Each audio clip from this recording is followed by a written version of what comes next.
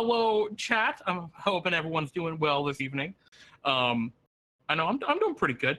Pete, unfortunately, is not going to be with us this evening. He had some family stuff crop up, so he'll be back probably on Friday for Pete and Jeremy's D&D time. But in the meantime, Goldberg, I'm your Jeremy today. Host? Yeah, right. But yeah, we're going to be talking about all sorts of cool stuff related to 5th edition Dungeons and Dragons. Fantasy Labs, the whole point of our show here is to kind of hone our homebrewing skills in order to improve our games and to become better dungeon masters and, well, more educated players. Knowing about how the game works, how 5th edition D&D works, and the design of it can only help to further and broaden your horizons in your games. You know, when you can create content, your game has no limits. And before then, all right, you want to play, I don't know, a wizard and all of your abilities are because of a magical broom or something that you fly around on. Well, you can create something to do that with homebrew, even though something like that doesn't exist in the game where all of your magic comes through your broom. But yeah, anyway, that's enough of me babbling. Let's tonight we're gonna be doing a lot of different stuff. Sorry, I lose track of like my rhythm without Pete here to bounce off of. We're gonna be doing a bunch of stuff this evening. We're gonna start out by looking at some new content for 5th edition D&D. Specifically, it's from the Unearthed Arcana column. I don't know what to call it. Unearthed Arcana is a release that Wizards of the Coast does every month or so. They go in and out of how frequently they do it. But basically, it is new content that they are working on for 5th edition D&D that they want to, in some degree, incorporate into a future product. So maybe it'll show up in a new book. Maybe it will show up in, I guess, probably a new book, campaign setting or something. But the whole point of the Unearthed Arcana segment is that other people, the community, the people who play the game, can look at this new content before it's finalized and say, all right, here are our problems with it. Here's what you did right. Here's what I'd like to see different. And Wizards can get their feedback and make the game better before it has a chance to even be worse. So it's a really cool thing, and we're going to be starting off looking at that. This is a segment, their specific release this evening is about a bunch of subclasses that they had previously released, but they have since gone back and revised based on community feedback. So I'm very excited to look into that and talk about that with you guys. And then after that, we're going to jump on to kind of the core meat and potatoes of the show, which is where we look over community-created content in our Discord server. Our Discord server is, you can get there by visiting our website, dndtime.stream, and clicking the Discord link right at the top. It's very, very easy. And yeah, we have a whole segment called Fantasy Labs, where players can, ask for advice in their games, how other people might, solve a problem they're having. You can share your own homebrew content, be it magic items that you've created, or spells, or subclasses, or races, or anything, and get people's feedback on and constructive criticism on how to improve those. And we also have a little segment for completed work, just if you want to show off your look at my fancy final new thing. It's really awesome. It's a really cool way to both get other people's feedback on how you can improve your thing before you use it in your games, but it's also a really cool way to inspire yourself, right? Like all the cool ideas that flow in and out of that and all the discussion that goes on there really gives a lot of cool insight and inspiration. So. There's no easy time for me to, I need some water with that. No easy time for me to like stop and take a drink of water when I'm the only one talking. But yeah, those are our two segments this evening, and it's gonna be a lot of fun. Jeremy and Jeremy's homebrew review time. It would be that, except today's Fantasy Labs. Actually, because we're doing the Unearthed Arcana this evening. But yeah, I wanted to take a quick minute, and you see this thing on the right, or the right, it's been there the whole time. It's our Fantasy Labs rubric. This is our kind of 5-point system for how we go about evaluating content, or we try to. It's a little harder with the Unearthed Arcana because, for the most part, some of these points they're there. We don't need to really discuss them. But we talk about these 5 points, and this is how we evaluate content. If you get 5 out of 5 points, your content is ready to go. You know, with some outstanding, maybe grammatical or spelling things, it's perfect. Ready to publish, print, or sell if that's what you're doing. But yeah, these 5 points are how we kind of evaluate things. If something is truly exceptional, it can maybe get us extra bonus point in a certain category. But let's talk what we have here. So the 5 categories. Space. Is there room for what we're looking at in 5th edition Dungeons and Dragons, right? Does the concept, whether it be for a magic item, a race, a subclass, etc., does it fill a mechanical or flavor niche that doesn't really exist in the game already? And something that couldn't really easily be accomplished by just reflavoring an existing class. Like, for example, you know, if I wanted to make a fighter and the whole thing about the fighter is that they wielded a spear, that would be pretty tough because, you know, you can already play a fighter that wields a spear. So that there really wouldn't be a lot of space for that design to move forward. You'd have to be really creative with how you're going to do that. That's an example of space. Whereas, for example, like an artificer, there's absolutely space for the artificer as opposed to a wizard because they do different things. One creates, you know, contraptions and sorcery and, you know, potions and whatnot, and one just casts spells. Hello, V-Bunny, welcome. Other categories, balance, you know, is it technically balanced? It's a lot less important than I think most people think when you're evaluating homebrew content, because a lot of the times balance can be solved by, you know, increasing or decreasing the number of dice an ability has on it, whether it be charges that an ability has for a subclass or the damage dice of a spell. It's pretty easy to actually balance those things. Balance only really becomes a major point of contention when there's too much stuff that something can do. But that's balance, pretty straightforward. Playability. This is a really important, very much under-considered aspect, and that is that does adding this new thing to the game disrupt the flow of play, and are there features in it that would frustrate the dungeon master or frustrate the other players? An example might be let's say a helmet, right, that can cast a whole bunch of wizard spells, right? It's like an armor, some magical plate armor that like a fighter might get. I'm keeping the fighter because it's simple, but let's say a fighter's armor that gets a bunch of magical spells like a wizard, right? A whole ton of them. Well, that could be frustrating to a player that's playing a wizard if they were also in the party with that fighter who can now do everything they can do and be a fighter. So that's kind of a point where we would think about playability. You know, if an ability requires either the dungeon master or the player to make multiple saving throws on a given turn, like, you know, on every attack an enemy has to roll a saving throw, that would be a playability option because it slows the game down. It disrupts the flow of play. So that's where playability comes in. And you got to watch out for that because those are the hidden problems in homebrew a lot of the time. Design, is the design elegant? Is it really simple to follow? You know, does it follow the conventions of 5th edition Dungeons and Dragons? So like if you're making a new wizard spell and the spell, you know, talks about, oh, it can affect 5 spaces. Spaces aren't a mechanic in 5th edition D&D, where they were kind of in 4th edition. They represent a 5 by 5 foot area. That's not a thing in 5th edition. And so with those kind of mechanics, that's something to consider. And yeah, of course, are the mechanics like creative and engaging is also kind of part of the design, right? Does it seem like it'd be fun to play? And that ties into our last point, which is flavor. And that is, does this inspire you, right? Is this something cool and unique and exciting? So pretty simple 5 categories to really think of, with the most important really being space and flavor.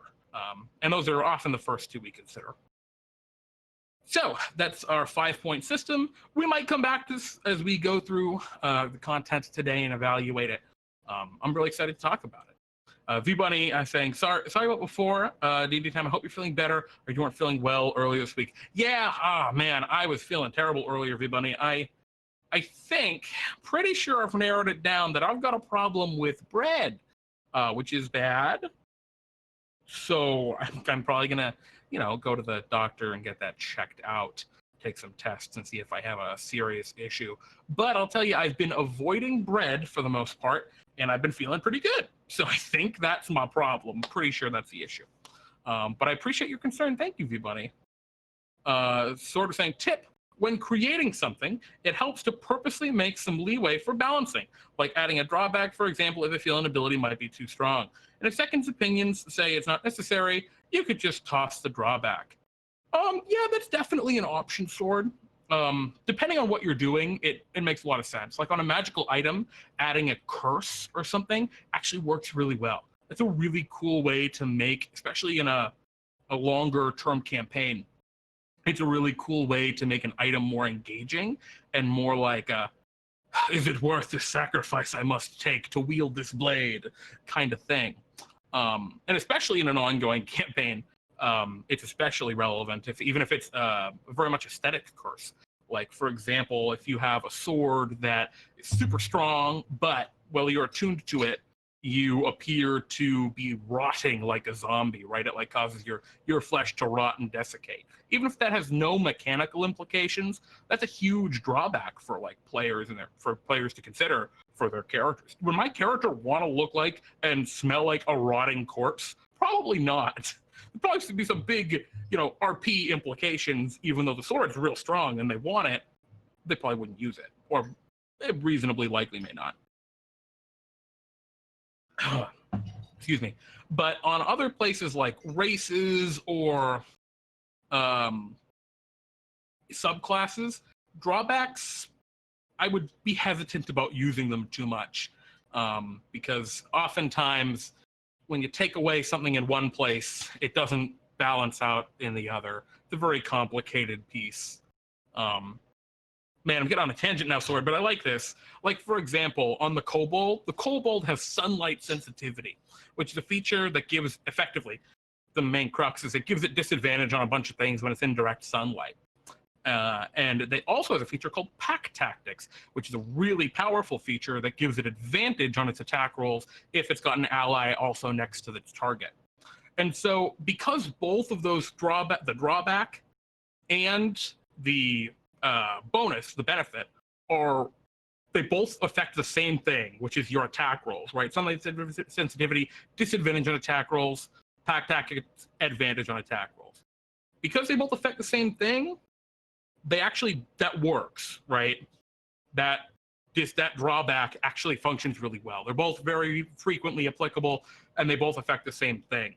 Now, if sunlight sensitivity gave you disadvantage on, I don't know, something else like perception checks and halved your speed instead, just for hypothetical, that wouldn't work. Not because that's not a powerful drawback, but because it affects two different things. It's apples and oranges, right? The drawback is affecting apples, the benefit's affecting oranges, which is your attacks. So just something relevant to consider. So I'd go here, like the fisheye goggles I created a while back that turn you into a Kuatoa. Oh my God. Sword, that is a terrifying drawback.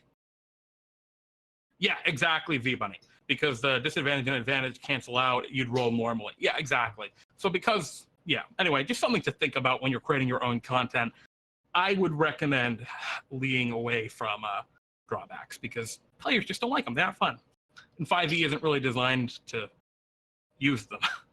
But I'm babbling, boys. I'm babbling. Guys, let's jump into our first segment this evening. All right. Subclasses Revisited, Unearthed Arcana 2020.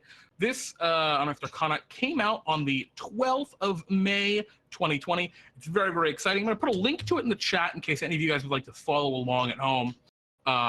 This is, again, created by Wizards of the Coast, and the whole purpose of this playtest material is freely available on their website.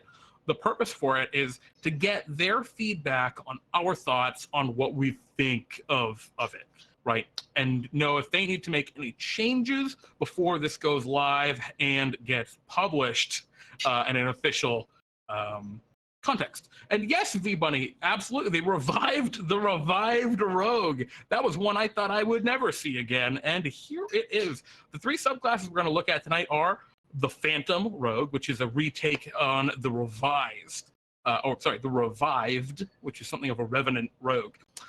There is the Genie, a revised Warlock subclass. It was previously called the Noble Genie. I'm very excited to talk about that. We actually made a Genie subclass because the original Noble Genie was so underwhelming. And the Archivist subclass, which is the Order of Scribes subclass for the Wizard. And that's a reimagining of both the Archivist, which was kind of all about, scribing notes and archiving knowledge, and kind of smashed together bits of the Lore Master Wizard, which was in an Unearthed Arcana, over a year and a half ago now. This is very exciting. Phantom, the Genie, and the Order of Scribes. So let's just start digging through these. Everybody, I love the Twitch emoji, the Twitch emote with the flower crown. It's very, very good. See, I wonder what would happen if we changed the picture for that. Would the new picture just get the flower crown, or would you get to keep the old emotes with anyway? Who knows? Let's go through. Let's talk about what these do. So, Goldspark wants a Scribe Wizard. Goldspark, I also want the Scribe. Okay, spoiler alert. These are all really good. Last time we talked about Unearthed Arcana, we talked about the revised psionics, which were not that great. I was too harsh on them, I think, but they weren't up to code. These, very good. Probably the weakest of the three is the one we're going to start with first, which is, I think, the Phantom. And by weakest, I don't mean mechanically weakest. I mean flavor. But let's dive in, or at least not from the perspective of our Fantasy Labs rubric. I think it might be the weakest.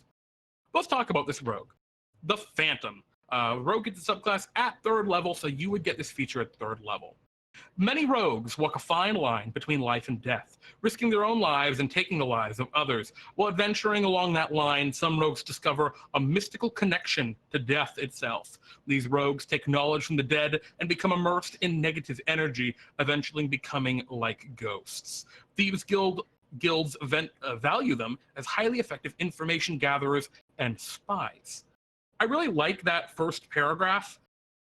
And I wanted to say that because from a flavor perspective here, like our flavor point, first, super cool, the idea of playing almost like a Phantom, right, as a rogue. But it also, like, you get your rogue subclass at 3rd levels. This is telling you, hey, dude, here's a thing that you can do with your character for levels 1 and 2 that are leading up to this subclass, right? A crude fascination with death, right? An almost mystical connection that you're having with the people that you kill or the creatures you kill. I love that right off the bat. Continuing, it says, many Shadar-kai of the Shadowfell are masters of these macabre tactics, and they are willing to teach this, and some are willing to teach this path to others. In places like Thay, the Forgotten Realms, and Karnath, Eberron, where necromancers practice their craft, a Phantom can become a wizard's confidant and right hand. In temples of gods of death, the Phantom works as an agent to track down those who tried to cheat death and to recover knowledge that might otherwise be lost to the grave. I love that. The whole recover knowledge that might otherwise be lost to the grave. I really like that they're giving, right off the bat with the flavor again, an idea of, hey man, you're going to play a creepy ghost, maybe like a dark character. Here's a reason you're not evil.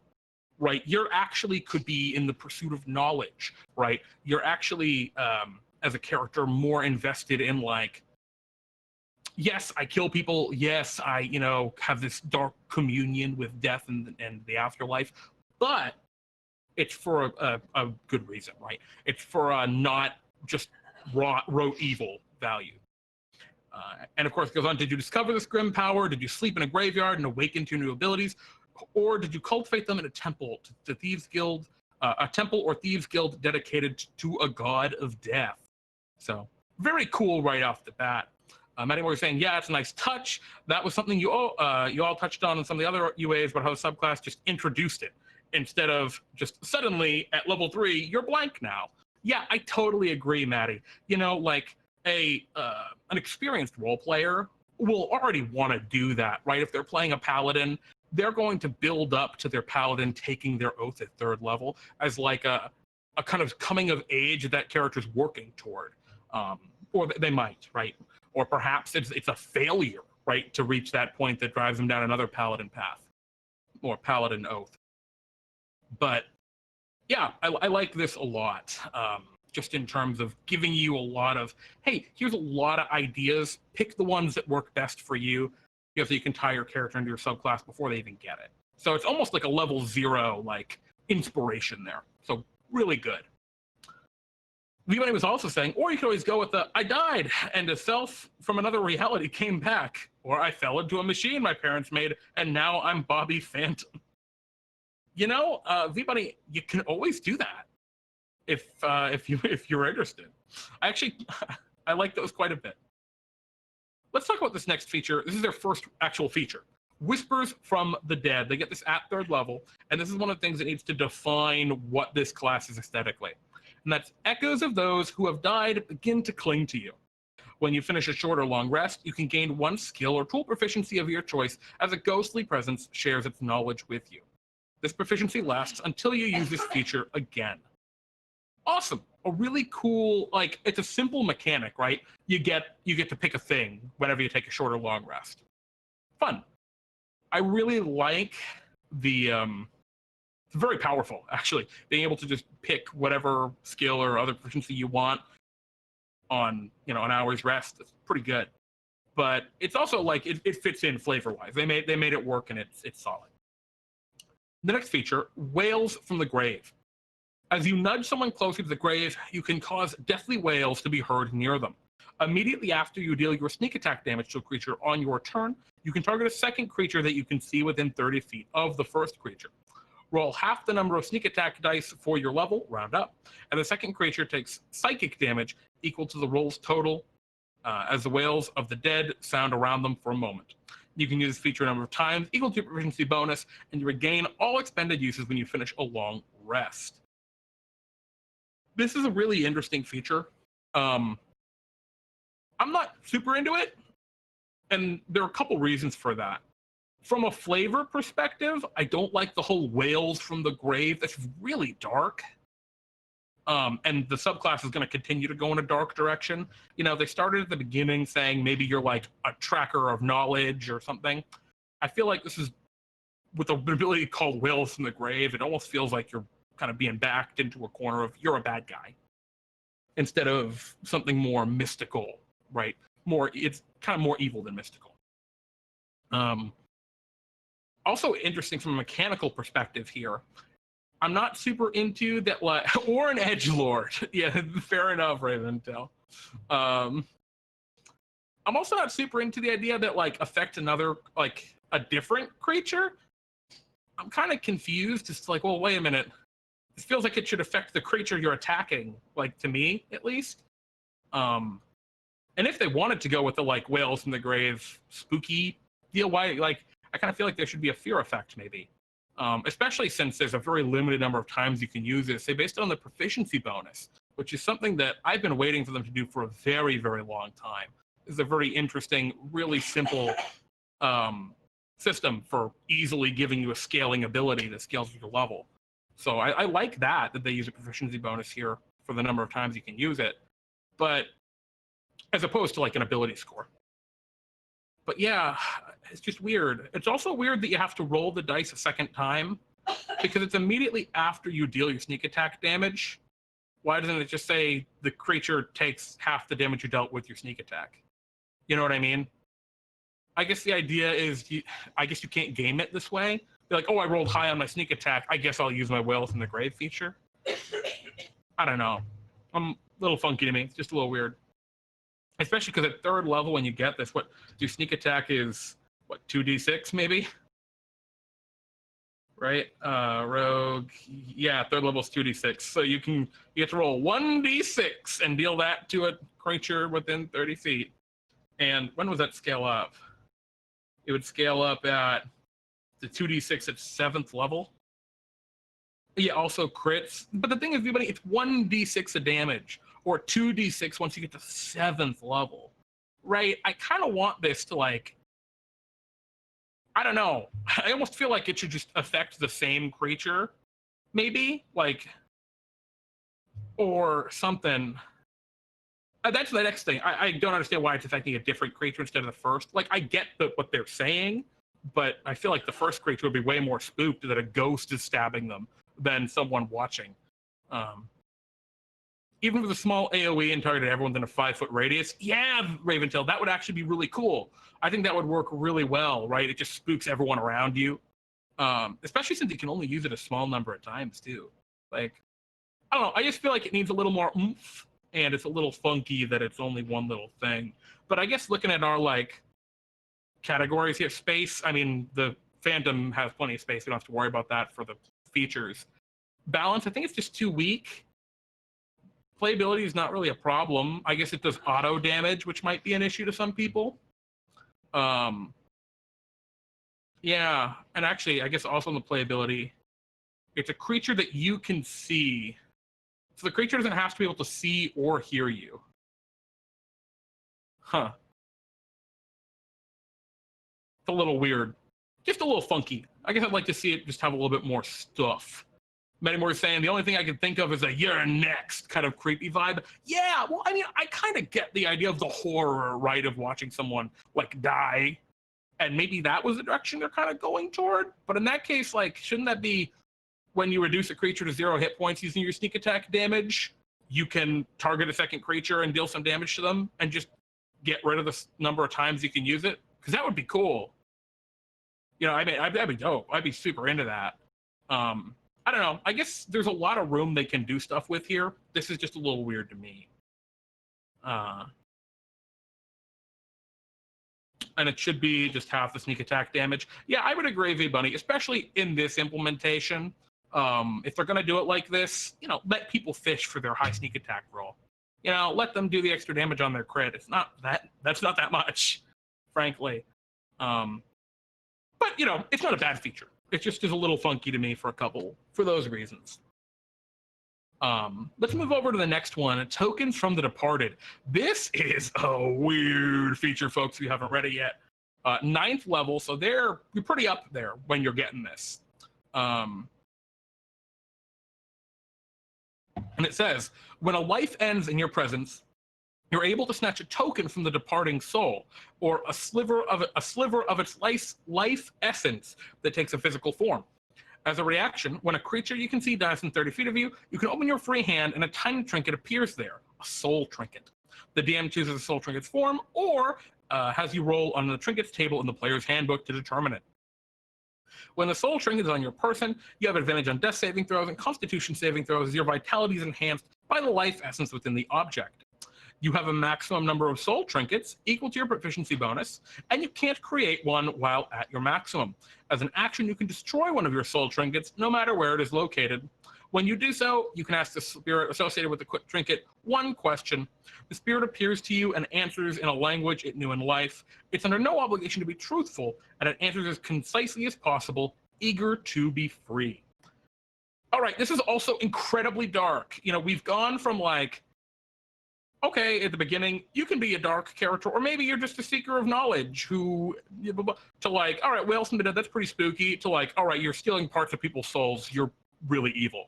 You're undeniably, irrefutably evil. Which, I don't know, it's a little weird. This feature I like a lot, actually. I think it's very cool. I like that they incorporated the trinkets table. That's very neat. There's a lot of this that I like. But there are a couple other problems I've got with it. Mainly that it's really all in the flavor, actually, to be frank. I like the roleplay aspect of it. Juicy. No, I agree with Raventail. The problem is I think this just needs to be a little clearer, right? Right off the bat, it says, right, a token from the departing soul, a sliver of its life essence, not the soul. And as they go through here, they call it a soul trinket, eager to be free, right? Like, they're making it a soul, like, you steal their soul with your thing, but it's not a soul. It's not their soul, just in case, something else that in your Dungeon Master's game or in the game or the story has to do with that. You're not taking their soul. And that's just what, I don't know. I think they're too flippy-floppy on this. You're either a dark edgelord that can steal people's souls and trap them in little items, or you're not. And this is I think it's too waffly between the two. I'd like to just be more in a direct. I'd like them to get rid of the word soul trinket, give it like a less objectively dark, context. Even just like a spirit trinket, just the word spirit is just less dark, right? Because maybe you could argue there's some kind of communion between their, I don't know.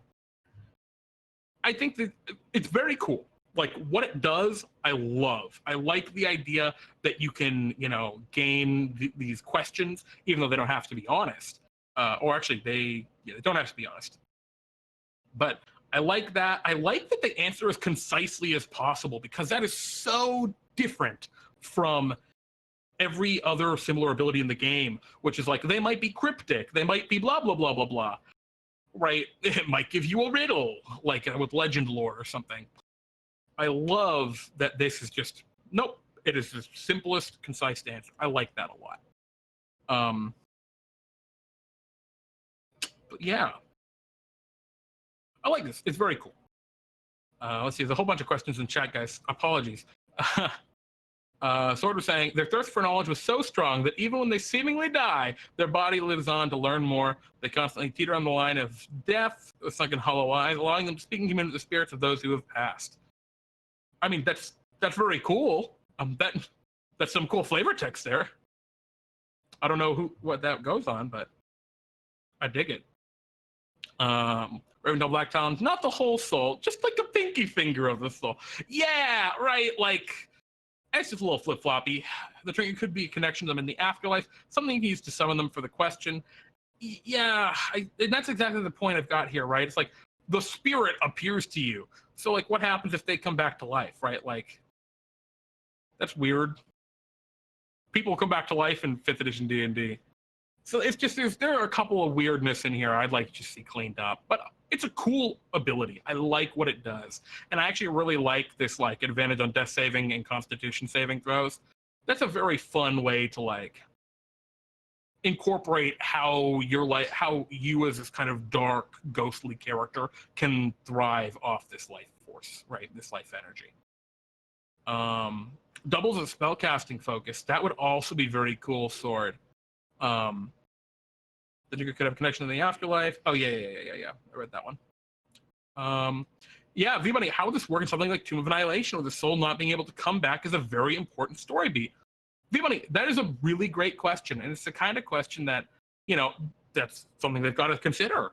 I mean, it's one of their core adventures they've released for 5th edition Dungeons & Dragons so far, the Tomb of Annihilation.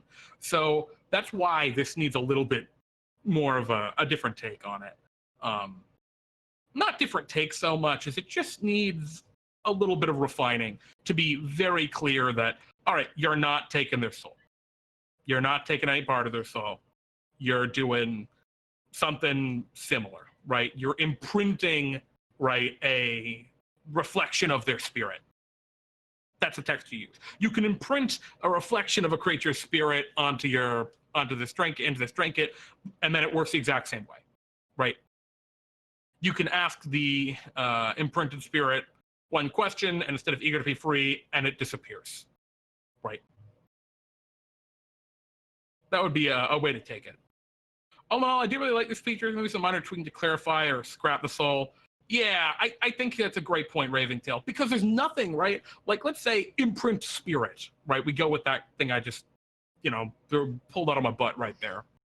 There's nothing for a character, a player to say, how about, like, Dungeon Master, do you have any care about, like, are any enemies ever going to come back?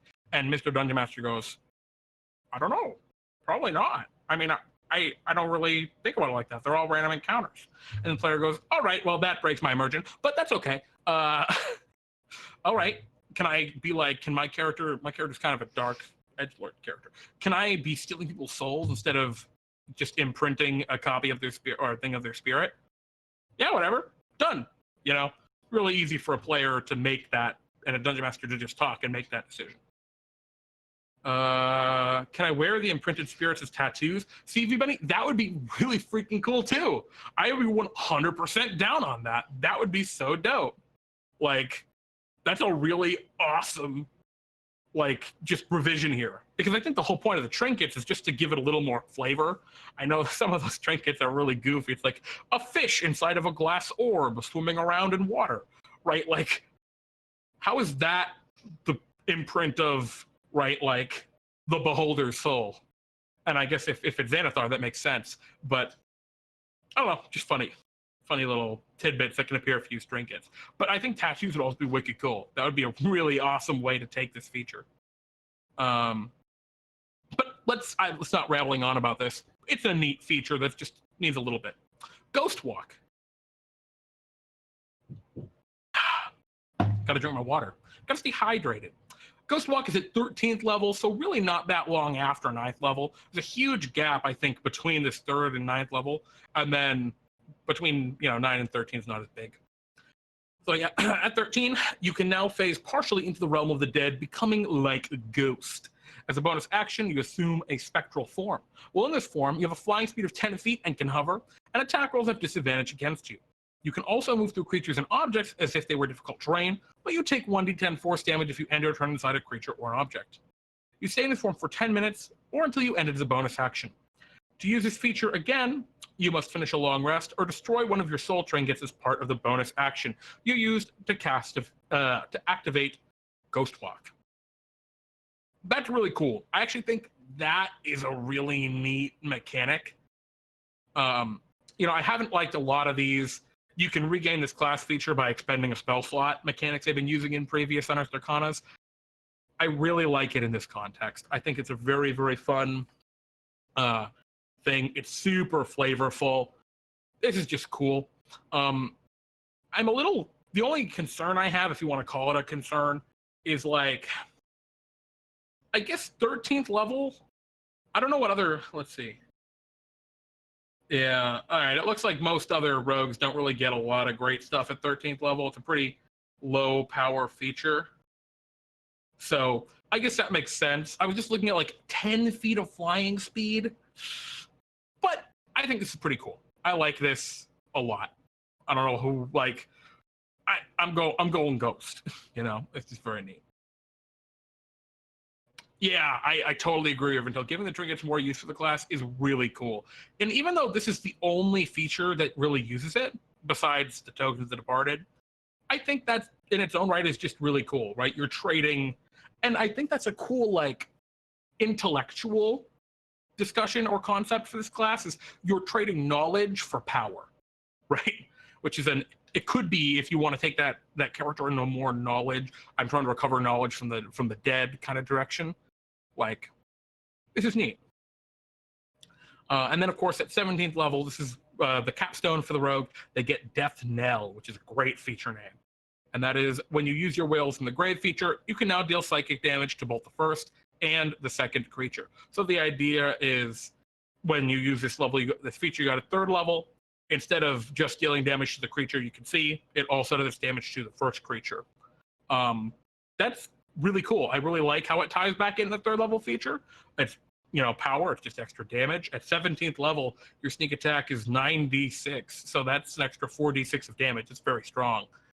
I still think that 17th level feature is where, like, I think these should be opposite. Death Knell should be the 3rd level feature name. Whales from the Grave should be the 17th level. And Whales from the Grave should target the second creature, where the 3rd level feature should target the creature you hit, and then the 17th level should target the creature that can see them. That's just my feel. But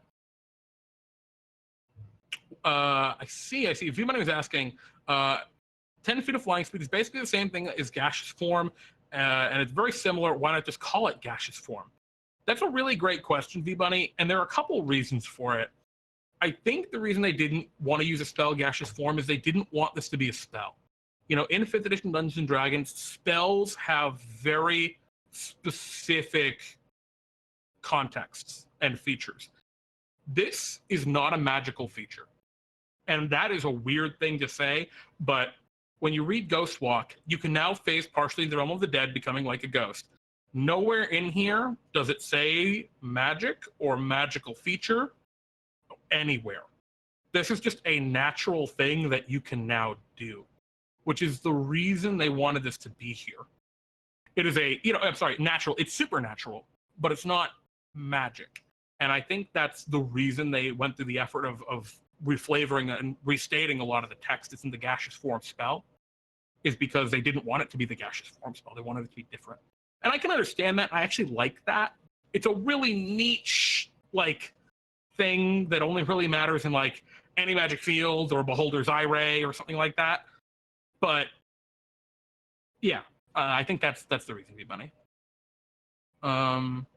And Raventail was saying it's also kind of similar to one of the things that Ghost Slayer / Blood Hunters got in the old version of the class. See, I'm not very familiar. I've never actually read the Ghost Slayer on the Blood Hunter. I'd read the Blood Hunter core class, but I don't think I ever got into all of the subclasses for it.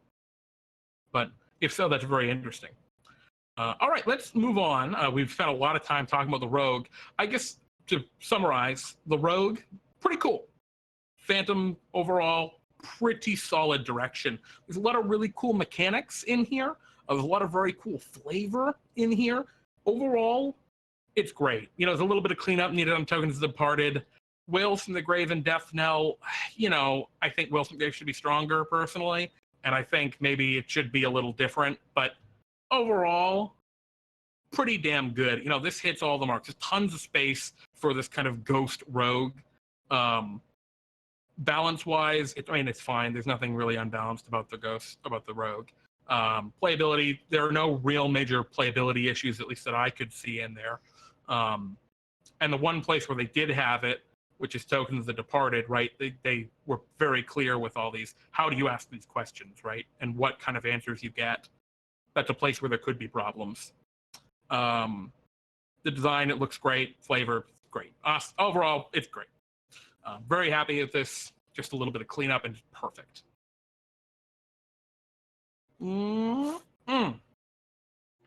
Water is my friend.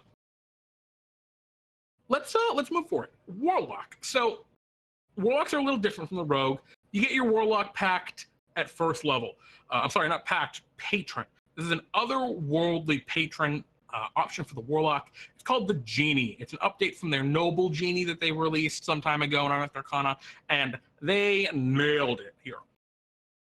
The idea, you have made a pact with one of the rarest kinds of Genie, a Noble Genie. Such entities are rulers of vast fiefs on the elemental planes and have great influence over lesser genies and elemental creatures. Noble genies are varied in their motivations, but are all arrogant and wield power that rivals that of lesser deities. They delight in turning the table on mortals who so love to bind genies into servitude, readily entering into pacts to expand their reach across the multiverse. Great explanation there. Lots of good reason as to why you have your pact with your genie. It's not quite as flavorful, and it doesn't fit like the classic, I found a genie in a lamp and I got some great powers. But I think you can just decide that if you want. I think they went into a good direction here as to what the genie's motivation is. You can determine your patron's kind or roll it randomly using the genie kind table. Each kind of genie is associated with a particular element as shown in the table. And of course, the four genies are Tao, Genie, Ifriti, and Marid, which represent air, earth, air, fire, and water, respectively. Very cool. And then they each have their own expanded spell list, so you get a bunch of new spells that are added to your, or they are choices that you can pick as a Warlock. They're not automatically added to your Warlock spells. So you can pick these spells instead of your basic Warlock options. It's very cool. You have the base Genie, and then you have everything else that you can pick from based on your something. Why is Genie the only one who has Wish? No. See, everybody, this is where it was confusing. It took me a minute to get this too. So the Genie spells are for all of them. No matter which type of Genie you pick, you get to get all of the spells in that column, in the Genie spells column. And then based on which one of these four you pick, you get some more spell options. Yeah, it's very confusing. I also really like that they added Wish to that option. Very fitting to have as a Mystic Arcanum for a Warlock. Like you're gonna pick it 100%. It's very cool. Yeah, exactly, everybody. It was very confusing the way they have this laid out, but that is how it's supposed to work, to my understanding. And there's some cool spells on here. They're all very fitting. I'm not going to go through all of them, but like they're great. All pretty good. Let's talk about this first level feature expanded spell list. Oh, that was it. Yeah, you get to pick those. You also get at first level Genie's Vessel. This was a feature that existed to a degree in the previous Genie, in their Noble Genie option, and they have taken and doubled down on Genie's Vessel, which is a really important direction. And let's just talk about it. Your patron gifts you a magical vessel that grants you a measure of the Genie's power. The vessel is a tiny object, and you can use it as a spellcasting focus for your Warlock spells. You decide what the object is, or you can determine what it is randomly by rolling on the Genie's Vessel table. And it's oil lamp, urn, ring with a compartment, bottled stopper, hollow statuette, ornate lantern. Very cool. I mean, you know, it's perfect. And then additionally, while you are touching the vessel, you can use it in the following ways. Bottled Respite. As an action, you can magically vanish and enter your vessel, which remains in the space you left. The interior of the vessel is an extra-dimensional area in the shape of a 20-foot radius cylinder 20 feet high, which resembles your vessel. The interior is comfortably appointed with cushions and load tables and is a comfortable temperature. While inside, you can hear the area around your vessel as though you were in its space. You can remain inside the vessel up to a number of hours. You can choose your proficiency bonus. You exit the vessel early if you use a bonus action to leave, if you die, or if the vessel is destroyed. When you exit the vessel, you appear in the unoccupied space closest to it. Any objects left in the vessel remain there until you carry out. And if the vessel is destroyed, every object stored in there harmlessly appears in the unoccupied space closest to the vessel's former space. You can enter the vessel. Once you enter the vessel, you can't enter it again until you finish a long rest. Ooh, mouthful. And then additionally, once during each of your turns, when you hit with an attack roll, you can deal extra damage to the target equal to your proficiency bonus. The type of this damage is determined by your patron: bludgeoning, Tao, thunder, Genie, etc. Cool. There's some more stuff in here about, you know, the armor class of your vessel and how many hit points it has and how to get it back if it's destroyed, which is, you know, all trivial, the intention. So let's talk about what this does. First, bottled respite. The whole, like, the core thing is you got a cool Genie lamp, you can go inside it, and it's rad. Awesome. Top-notch, very cool design. And well, spoiler alert, they keep coming back to this later. So what they've done is, because there's so much to Genies, like, that you can think of, right? Wishes, treasure, otherworldly power, whimsy, because all these different the elements, because there are all these things that are so defining about Genies, they just picked one, which is the Genie's lamp, the most iconic thing, and they've made the subclass really centered around that. And that is so cool to me. Genie's Wrath, I actually don't like this feature. It's not that there's a problem with it. It just isn't a lot of damage. It only applies once per turn. I mean, I don't know. It just doesn't seem that relevant to me. And it's only when you hit with an attack roll. So it's only going to work really with your Eldritch Blast or your sword, if you got a sword. I guess it's not really a big problem, but I don't know. Just kind of like, why, I guess. But Bottled Respite's so cool. Very, very cool. That alone makes me want to play this class. This is one of the features that would give you the 2 points for flavor. Now, it has some playability problems, because I could see this frustrating a dungeon master being like, all right, so you hide your lamp, your oil lamp somewhere, you go inside it, and you just spy on everyone in wherever the hell you are, right? Like, I could see a dungeon master getting really annoyed by that, by a player abusing that. Or, all right, you steal the thing from the person, then you go in your lamp and you hide it there, and they can't really ever get it back until they destroy your lamp, which is like how they're gonna have to kill you to get at it. You know, they can't like search you and find it. You know, there are some problems. But I think the feature is cool enough and iconic enough that it gets the 2 points in flavor to make up for that minor playability problem. Comparing to Blood Hunter again, vaguely like Blood Right damage. Yeah, I mean, the extra damage isn't terrible. It's the fact that it only applies once per turn, compared with the Hexblade Warlock, which does the same exact thing every attack. That's where the real comparison comes in damage-wise. Now, obviously, this Genie gets the Bottled Respite, which is a cool flavor, other use ability, but I could just see myself forgetting to use Genie's Wrath, to be honest, because it does so little. I'd almost rather this do more damage, but only be able to be used a limited number of times, right? Like, if I could only use it a number of times equal to my proficiency bonus, but it was 2d6 damage, that would feel way cooler to me, because it's almost like a little bit of, I smite you with my Genie's Fire. That would be what I think would be cooler. But either way, awesome, just right off the bat, very cool stuff.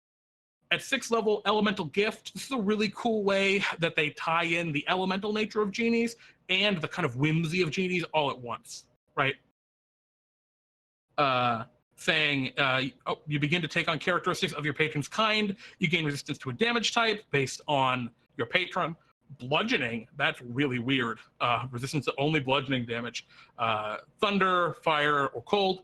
And as a bonus action, you can give yourself a flying speed that lasts for 10 minutes, during which you can hover. It's almost like you have a little Genie bottom half, right? And you can fly around. And you can use this a number of times equal to proficiency bonus, and you regain uses after a long rest.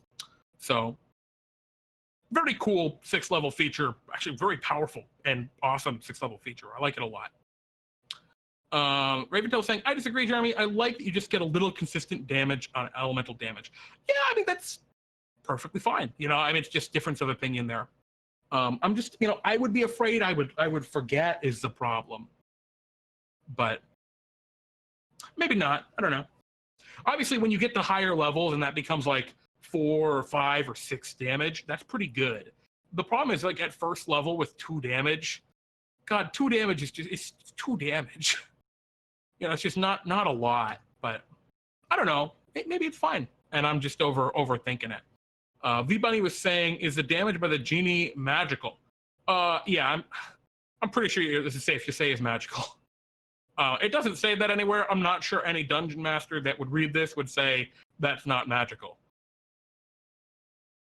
That seems pretty magic to me, even though I don't think it says the word magic anywhere. So that's a good note there, V-Bunny. Technically, this damage happens even in an anti-magic field. Let's talk about, God, the 6th level elemental gift, though, is really weird. Resistance to bludgeoning damage. Weird. I mean, I don't think it's too powerful because you're on a warlock, but it's good. Kind of like a little barbarian rage. Yeah, a little bit, Maddie, a little bit. Overall, it's very cool so far. I like that 6th level feature a lot. 10th level, this is the best right here. What other kind of resistance would Earth Elemental get? Yeah, exactly, Raventail. No, it's totally applicable. It's totally, like, it makes sense. It's got to be Earth.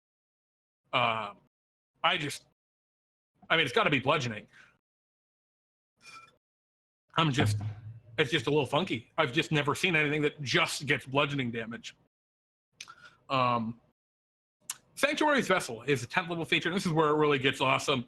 And basically the whole point of this is you and up to 5 creatures can chill inside of your Genie's Vessel. This is where they've doubled down on that Bottled Respite being so cool.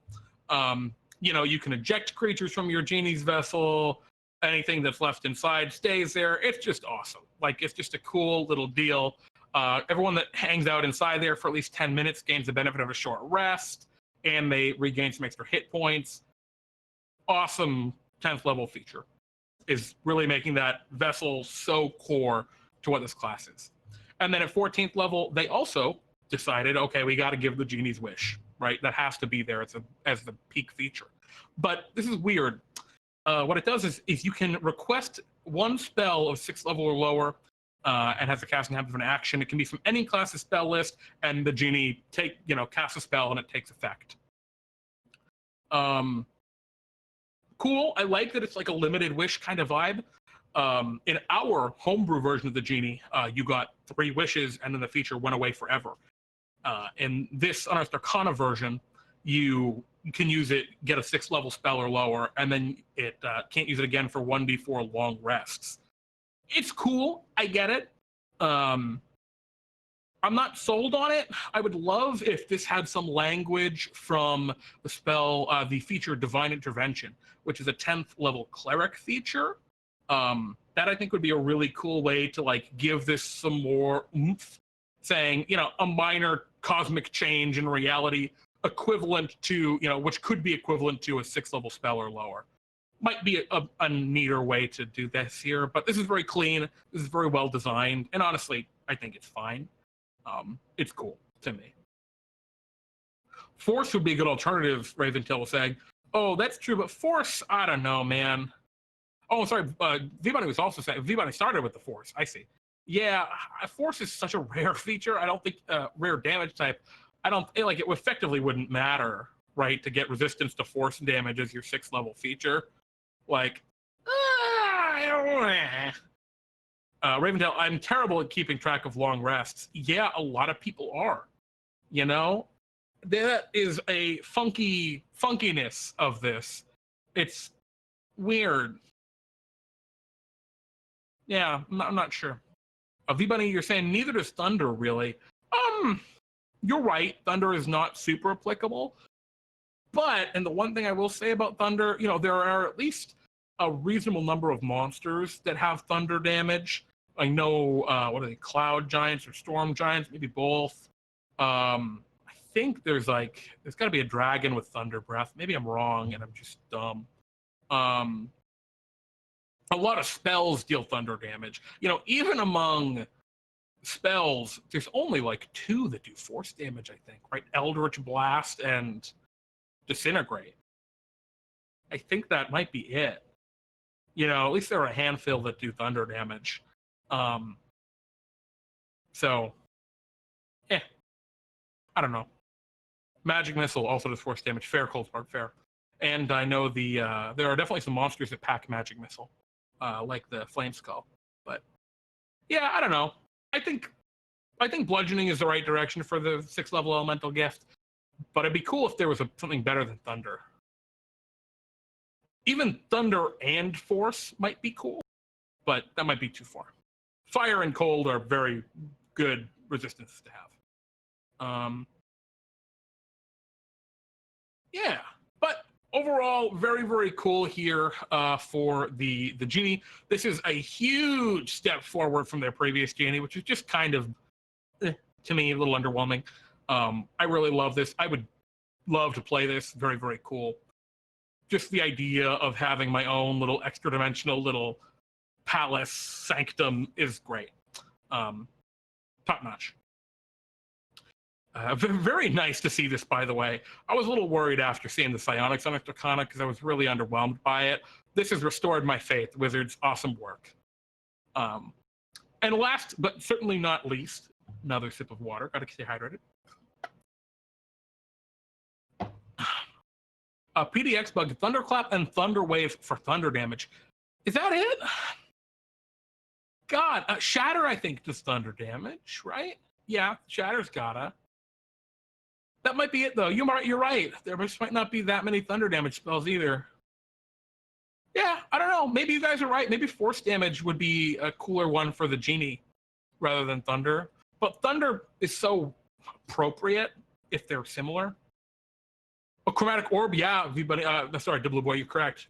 Chromatic Orb could also do Thunder.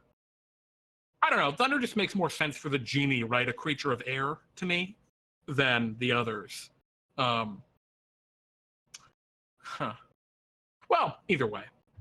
Let's talk about this wizard because, oh my God, this wizard's rad. Rad as hell. This Order of Scribes. The magic of the book. That's what they call spellcasters of wizardry. The name is apt, given how much time wizards spend poring over their spellbooks, penning theories about the nature of magic, and exploring the farthest recesses of libraries. It's rare to see a wizard traveling without books and scrolls sprouting from their bags, and a wizard could go to great lengths to plumb an archive of ancient knowledge. Just taking a moment. Radical intro right there, giving you an idea of here's like the aesthetic of the kind of character that would be an Order of Scribes. I like that a lot because it's giving, like, for me, that's so much inspiration just from that paragraph. Among wizards, the Order of Scribes is the most bookish. It takes many forms in different worlds, but its primary mission is the same everywhere: recording magical discoveries in tomes and scrolls so that wizardry can flourish. And while every wizard values their spellbook, a scribe in the Order of Scribes dedicates themselves to magically awakening their book, turning it into a trusted companion.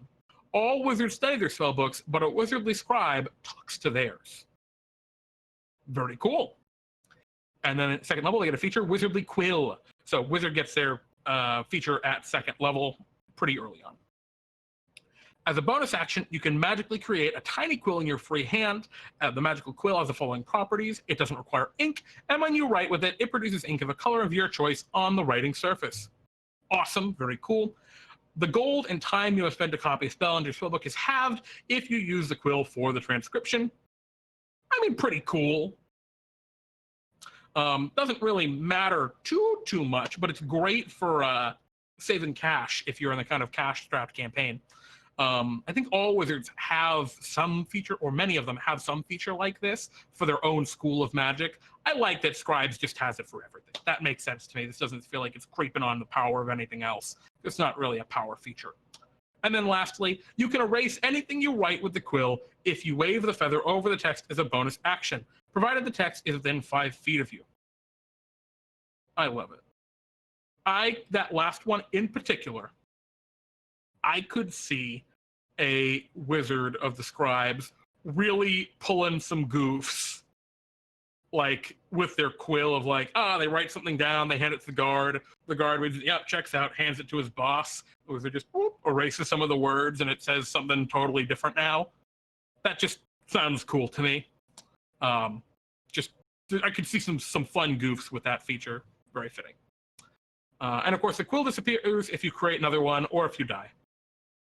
And then they also, at second level, get the Awakened Spellbook. Using specially prepared inks and ancient incantations passed down by your wizardly order, you have awakened an arcane sentience within your spellbook. While you're holding the book, it grants you the following benefits. You can use the book as a spellcasting focus for your wizard spells. Oh my god, why don't all wizards get that? That's so cool, is casting spells from your book. I don't know why. Anyway, awesome. When you cast a wizard spell with a spell slot, you can temporarily replace its damage type with the damage type of another spell in your spellbook, as the spellbook magically alters the spell's formula for this casting. It's a very, very contentious feature from the lore master wizard from times of yore, Unearthed Arcanas, where, being able to switch the spell damage type of spells, very, very powerful. Or it's strong. I don't think it's very, very powerful, but it's a strong feature. You don't have to worry about, the devil, right, resisting your fireball when you can do psychic ball, I think it makes a lot of sense. I think it's actually a very flavorful and fitting feature, given, like, your spell book is switching the spells around. Like, I think that works from a flavor perspective, and I like it a lot. And then lastly, when you cast a wizard spell as a ritual, you can use a spell as a normal casting time rather than adding 10 minutes to it. And once you use this benefit, you can't do so again until you finish a long rest. Oh, that's awesome. Thank goodness. Very cool. Very, very cool. You can just quick cast a ritual. I love that. If necessary, you can replace the spell book, etc.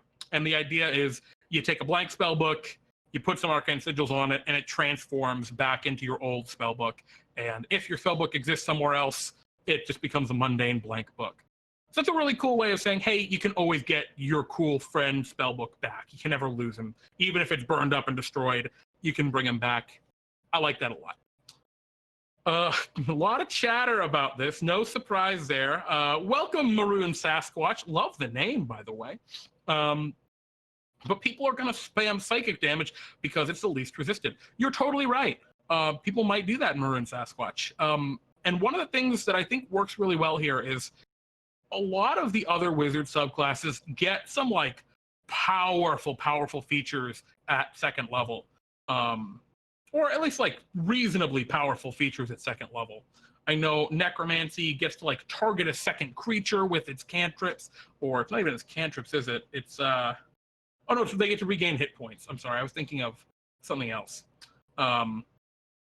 Transmutation gets to, do minor alchemy, transmute some materials, which can be very powerful. I think War Wizard gets Arcane Deflection, which is a huge, boost to armor class or saving throws. The only real in-game, in-combat power that this subclass gets is, at second level, is that they can change the spell damage type. And I think for that reason, this is totally fine. It fits the balance of 5th edition D&D, because they said, hey, we're going to give this subclass so many cool, flavorful, fun out of combat, or at least, with the ritual one here, maybe you could do that in like light combat, being able to cast a ritual at its normal time. But I think this ties up pretty well. I don't know. I don't think this is really too overpowered. What else are people saying? And Maroon Sasquatch. So I see someone has replaced your color type with maroon instead of brown. Maddie's saying it's flavorful and it's intended for a lot of cool stuff. In practice, everyone's going to just make it force damage and GG to all the enemies. Yeah, that's probably true. You're probably right. But I don't know. I could see myself really loving the idea of being able to cast like one of the flashback here. The coolest homebrew magic item that I've ever created that went out, and I say coolest by the means of it went over the best of any homebrew magic item I've ever created in any of my adventures. It was a wizard's hat, and the only thing it did, it was in 4th edition, is it let the wizard change the damage type of magic missile. And again, my magic missile just does damage, right? As it stood, there's no reason you'd ever want to have, like, mechanically, a fire damage magic missile, unless, like, you wanted to do, I guess, if you were attacking something vulnerable to fire, maybe. And the player absolutely loved that hat. It was his favorite thing.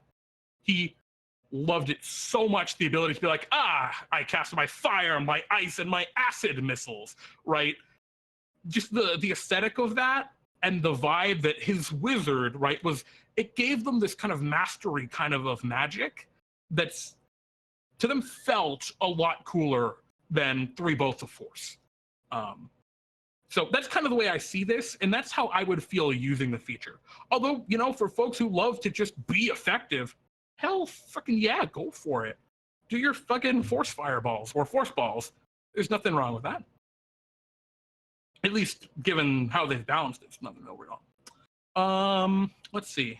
I lost track of everything, guys. I'm sorry I was ranting.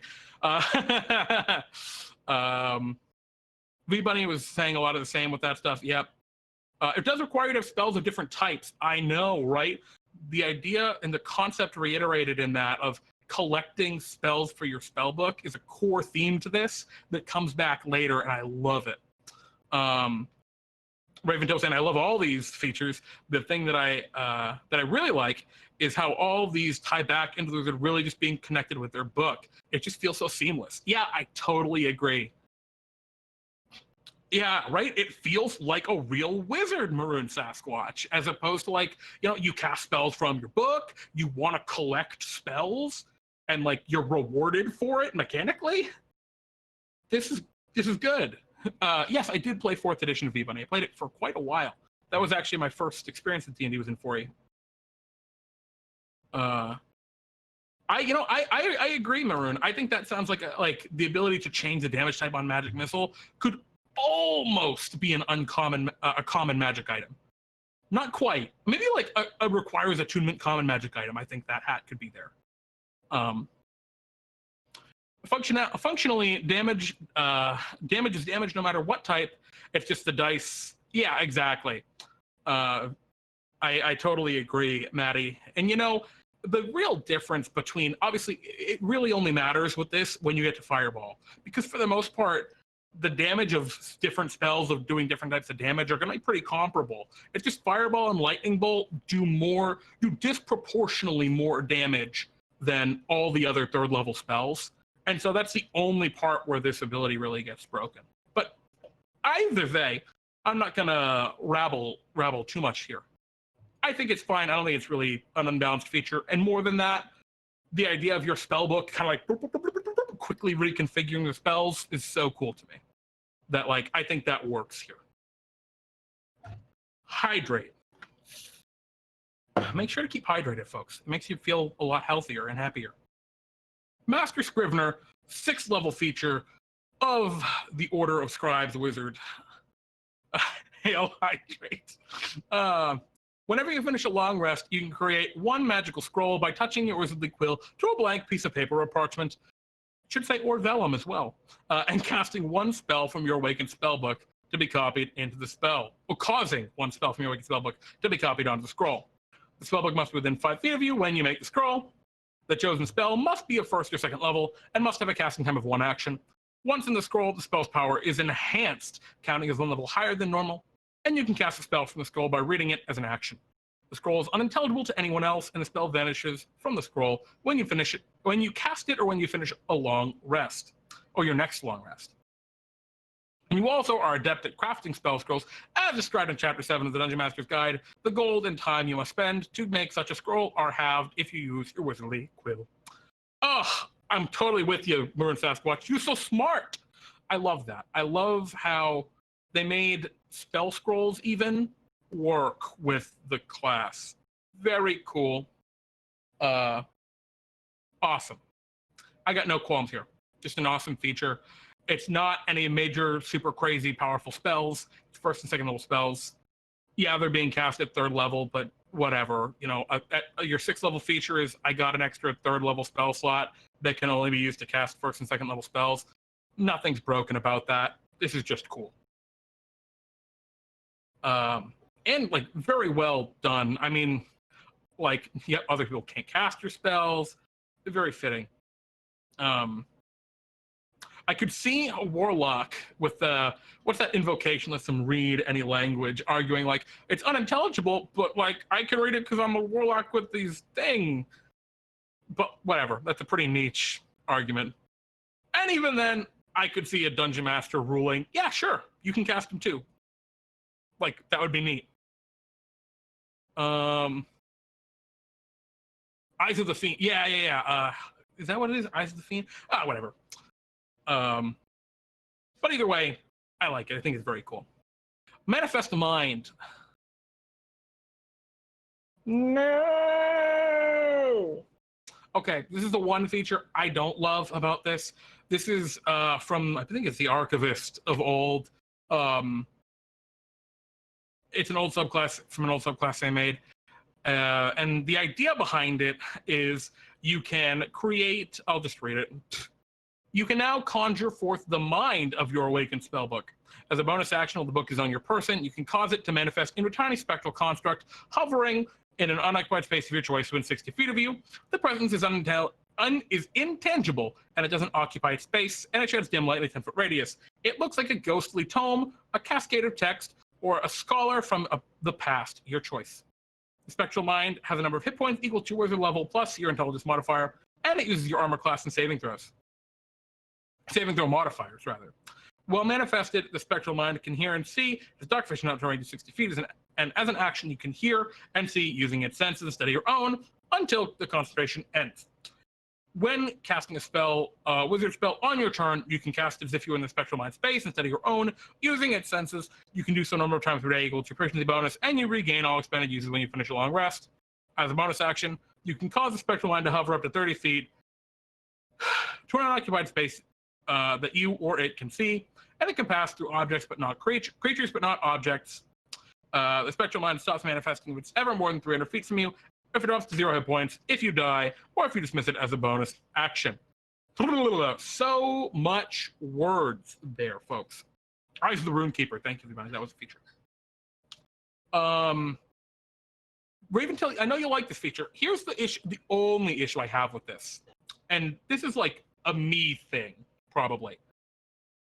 This as it is right now, it's just your book is your familiar, but it's not, right? This weird illusion, this illusion thing, this illusion construct, ghost is your familiar. I want your spellbook to literally be able to flap around like a bird and fly around. I want my book to be able to like literally fly around and do this stuff, rather than it have to be this weird illusion thing. I get what they're going for, trying to keep it more open, and usually I'm in favor of that. But in this context, like, you know, the whole point at the very beginning, right, is you can talk to your book. Your book is your trusted companion, right? And at second level Awakened Spellbook, none of these features really give your spellbook the ability to do anything, right?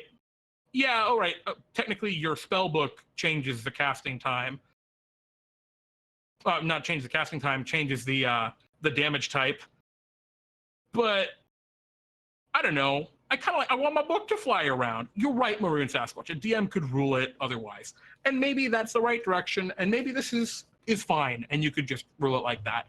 But as like the spellbook is my trusted companion, you know, I want to see the spellbook fly around. I want to see the spellbook like help me with things. I like the idea of my spellbook is intelligent. So like maybe if there's a way it can help me on intelligence related ability checks, because I mean that would just be very cool to me. And this doesn't let me do that is the problem I have with it. It's fine. There's nothing really broken about this, but as a wizard, I probably already have a familiar. This isn't going to let me do much more than I can already do. You know, I want the spellbook to be able to help me with intelligence stuff, to feel like smart as a companion rather than just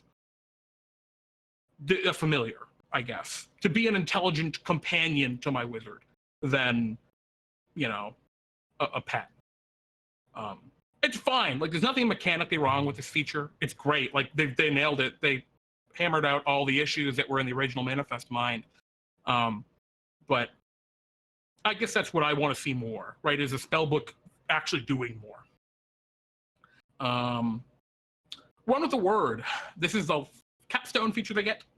Your connection to the Awakened Spellbook has become so profound that your soul has become entwined with it. That's a very dramatic statement. While you're holding the book and its spectral line is manifest, you can take an action to cause you, the two of you, to teleport, swapping places. You can teleport this way a number of times equal to proficiency bonus, and you regain all expended uses when you finish a long rest. Moreover, if you die, but at least one spell remains in your Awakened Spellbook, you can return to life 1 minute later within 5 feet of the book.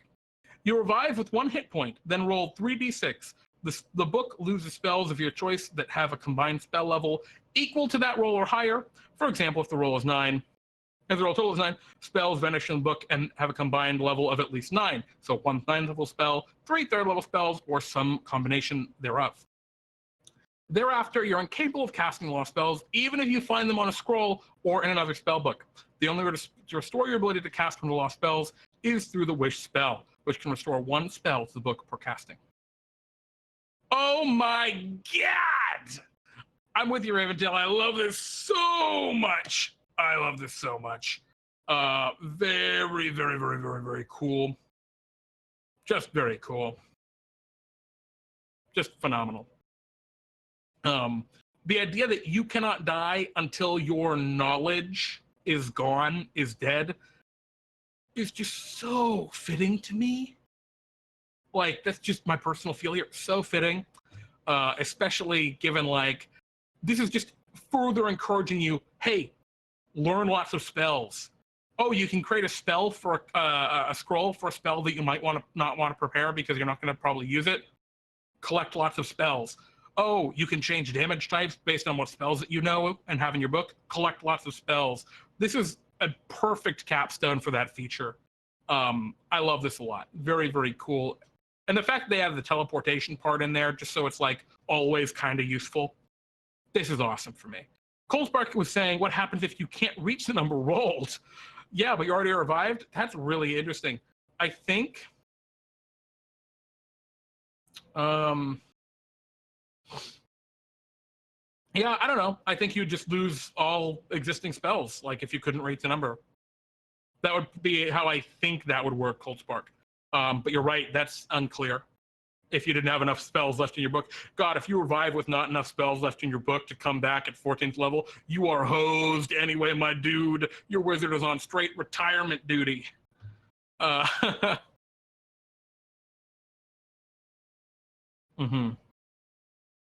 Yeah, I completely agree, Raventail. Your book is an extension of your mind, and you aren't dead as long as your life's work still remains. But there's a cost if you die. You know why I love this so much? Because if you are this wizard and you are the spellcaster and you're playing through 14th level and you're like up against like the 20th level big boss, right? And you're battling, I don't know, like, I don't know, Orcus or something, right? Big evil demon. And your character dies and all of the, you know, and then Orcus is defeated and all the characters turn and look back at the book and you don't come back because your character would rather stay dead than have their life's work, you know, destroyed, right? Like that's a brutal twist for the end of that game.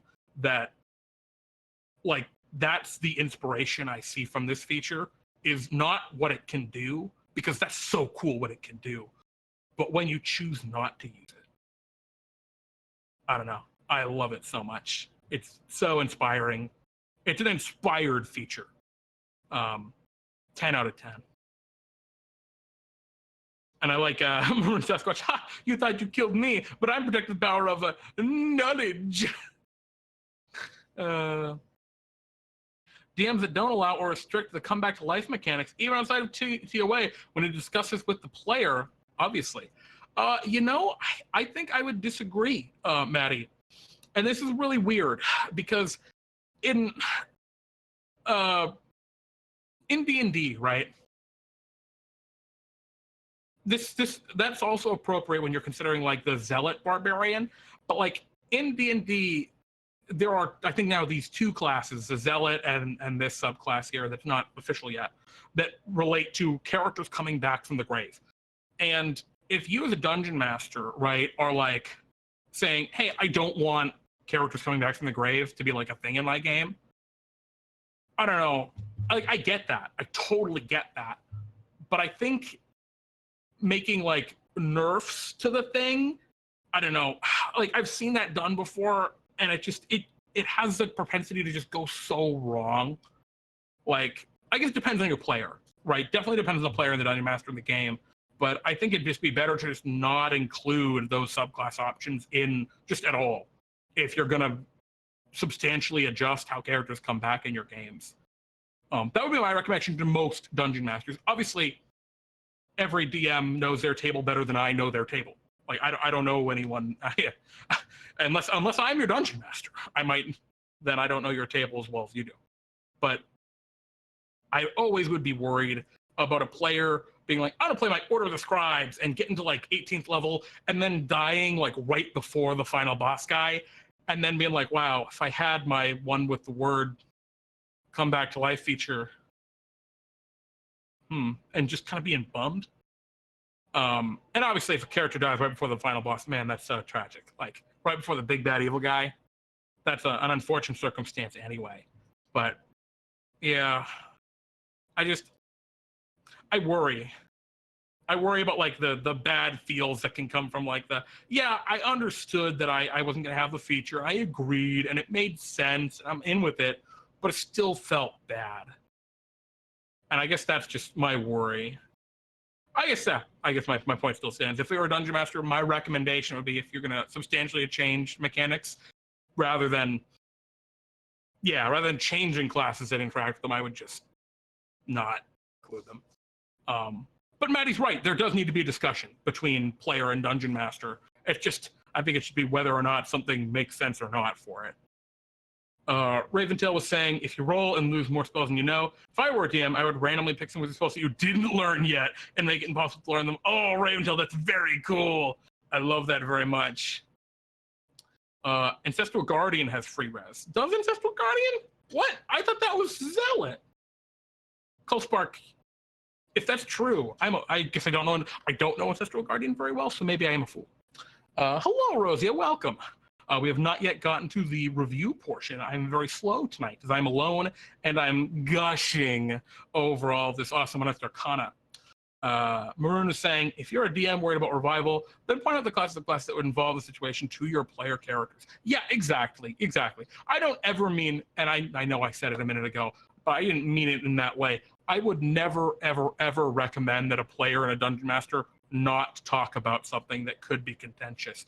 If there's any chance for it to be contentious at all, if you are a dungeon master and you're planning a thing, you say, this could be contentious to my players, always talk about it 100% of the time.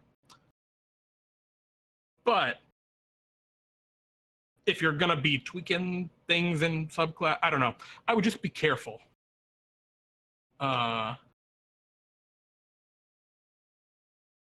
Warrior of the Gods class passes Ancestral Guardian. At 3rd level, your soul is marked for endless battle.